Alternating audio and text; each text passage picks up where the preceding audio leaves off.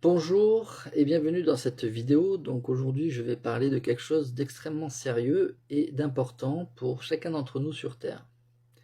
Il faut savoir que Dieu a créé la Terre et qu'il nous a créés. Et en tant que tel, nous allons devoir répondre de toutes nos pensées, nos paroles et nos actions que nous avons pratiquées sur Terre, qu'elles soient bonnes ou qu'elles soient mauvaises. Si elles sont bonnes, pour la vie éternelle, et si elles sont mauvaises, pour la damnation éternelle. Damnation veut dire qu'on a arrêté de progresser dans la connaissance de la vérité. Et on parle des vérités éternelles et pas des vérités profanes. Euh, donc, Dieu connaît le passé, le présent, le futur. Donc, ce qu'on aurait dit il y a 6 mois qui était impur va rester contre nous pour toute l'éternité comme jugement et nous empêche de rentrer en la présence de Dieu parce que on n'est pas saint, on n'est pas comme Père Céleste, comme Dieu. Et donc il faut savoir que Dieu est un Père aimant et qu'il savait ces choses et que un jugement va être prononcé contre tous, qu'on croit en Dieu ou pas, un jugement éternel, donc quelque chose de très important, comme je disais précédemment.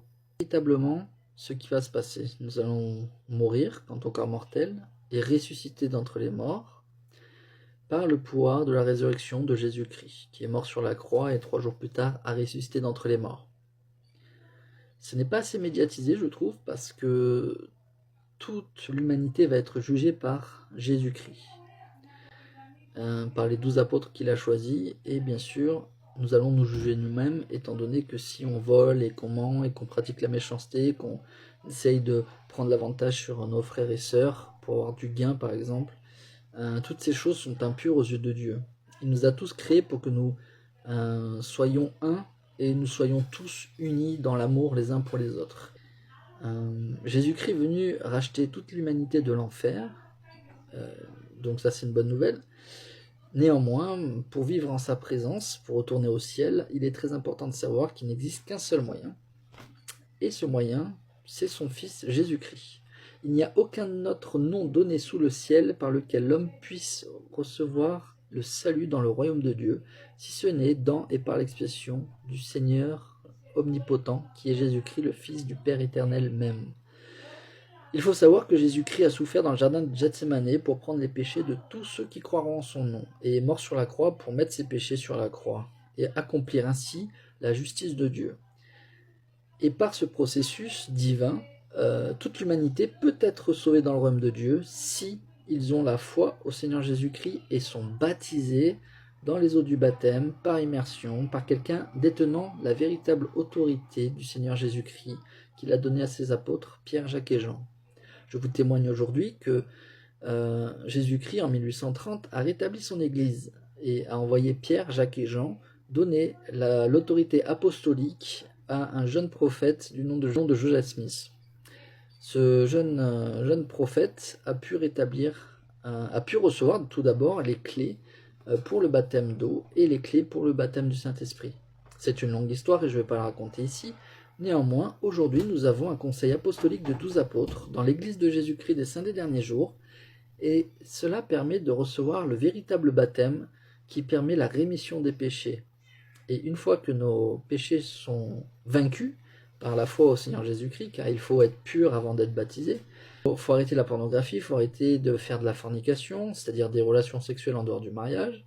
Il faut arrêter de passer ses journées à boire de l'alcool ou à faire le mal.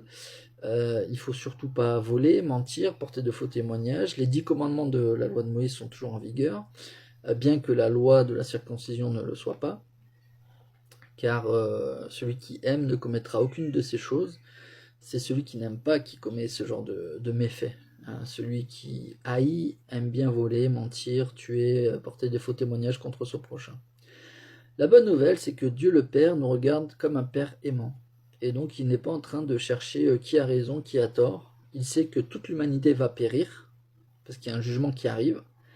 Et Dieu sait que personne ne va réussir à passer ce jugement. C'est pourquoi, dans sa grande miséricorde, et avec beaucoup d'amour, il nous a envoyé un avocat, son Fils bien-aimé Jésus-Christ, pour souffrir dans le jardin de Gethsémanée, prendre sur lui les péchés de l'humanité qui croiront en son nom. Donc ça peut être toute l'humanité si tout le monde y croit, et ceux qui n'y croient pas n'auront pas droit à ce cadeau merveilleux.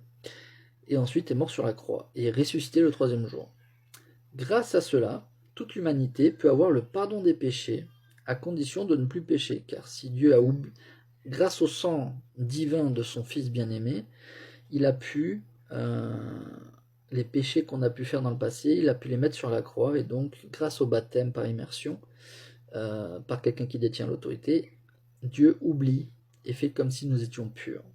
Ensuite vient le baptême de feu et du Saint-Esprit par imposition des mains des anciens de l'Église, qui est une deuxième partie du baptême, qui permet de recevoir le Saint-Esprit, comme l'apôtre Pierre a bien expliqué le jour de la Pentecôte, où il fallait que les gens se repentent de leurs péchés et reçoivent le Saint-Esprit pour être sanctifiés par le Saint-Esprit, afin de vaincre les péchés et de devenir des hommes saints, sans tache devant Dieu, et ainsi permettre d'aller le jour du jugement, d'être sauvés dans le royaume de Dieu.